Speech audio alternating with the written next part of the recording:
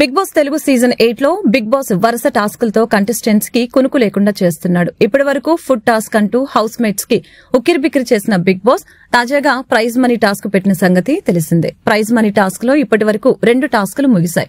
మొదటి టాస్క్ లో విష్ణుప్రియ, రెండో టాస్క్ లో నిఖిల్ విజయం సాధించారు. ఆ తర్వాత మూడో టాస్క్ లో కూడా మణికంఠ, నిఖిల్ టీం గెలిచింది. దీంతో హౌస్ లో ఉన్న 3 టీమ్స్ నిఖిల్ టీం కన్నా చిన్న క్లాన్ అయినప్పటికీ కూడా అందరికంటే ఎక్కువ సార్లు గెలుచుకొని 1,20,000 రూపాయల హైయెస్ట్ ప్రైజ్ మనీ ఉన్న టీమ్ గా నిలిచిపోయింది.